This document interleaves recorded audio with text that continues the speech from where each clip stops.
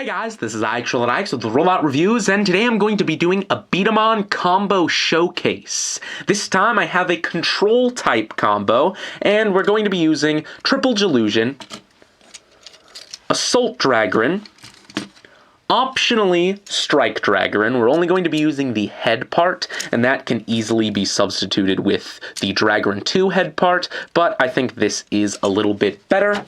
For tune-up gear, we're going to be using the dash stabilizer, and as a version up part, the buster leg. So, let's get started. Starting with the assault core, we're going to be attaching the left arm from left stallion, and the right arm from right drake. Using the bolts from the assault core, naturally.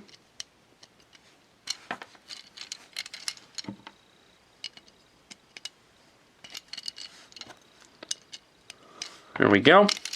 We're also going to be using the trigger pad from right drake. For the leg part, the buster leg.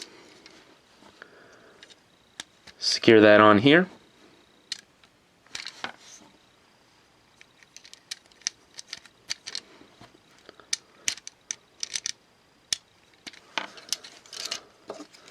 Attach the head.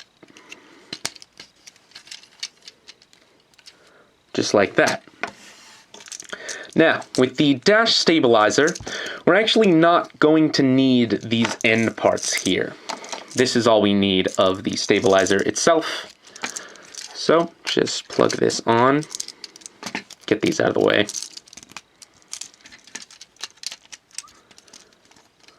Plug it onto the back like that. Secure it here. There we go. And then the idea here is to bring these forward. That'll actually lock the wings in place between the arm and the stabilizer itself. Then we can take some B-Daman, put them into the dash stabilizer, and there you have it.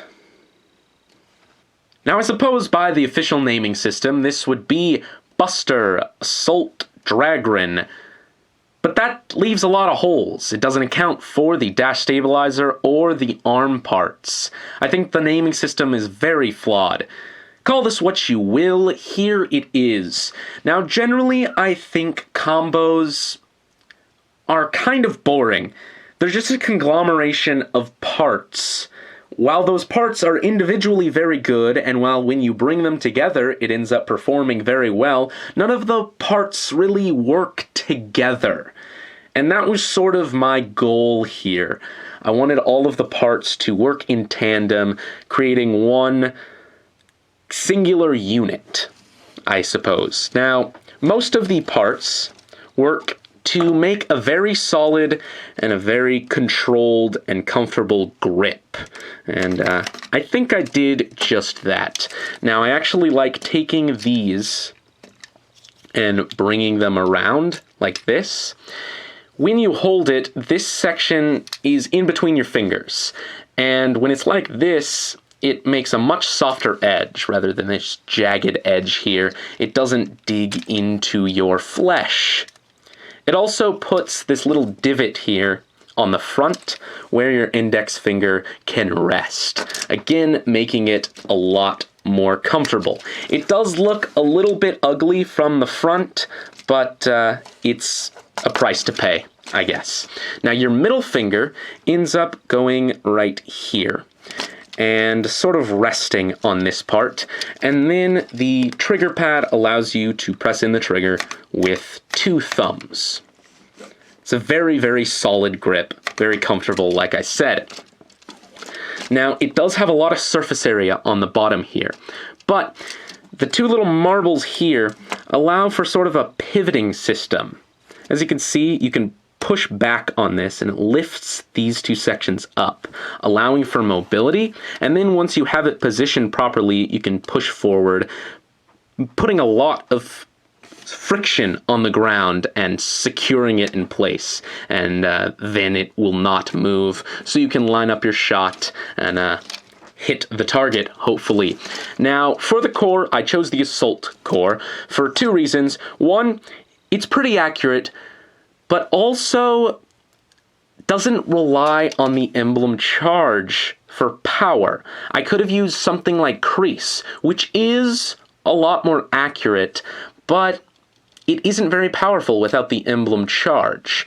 This also has the elongated trigger, and I feel like if the trigger was a little closer in, like the normal size trigger, this section would just be a little bit cluttered. I think it's a lot more comfortable to have the trigger back here. Just personal preference, I suppose. The head part, pretty self-explanatory. A very, very nice sight there. Now, we don't need a magazine because this really isn't a versatile combo, I suppose. It's not really good for something like Break Bomber. It's more for sniping targets from afar. So let's test that out.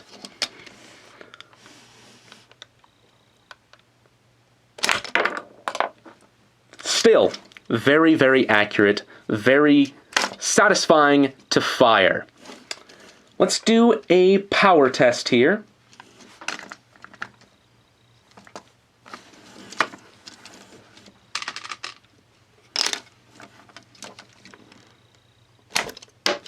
And it reads 3.44 meters per second. Now, I like B-Daman that have transformation functions to them. Usually those transformation functions require taking something off and plugging it on somewhere else. I don't like that as much. This here has an Emblem charge mode, where you bring these back, bring these down, just like that. A lot more surface area, brings it a little bit closer to the ground. However, how you hold this is putting your middle and ring fingers right here on the wings and pressing the emblems from below with your index fingers. It allows you to put a lot more pressure on the emblems. I just like it when B-Daman transform. I think it's a little more interesting. So let's test this out. Let's test the power here.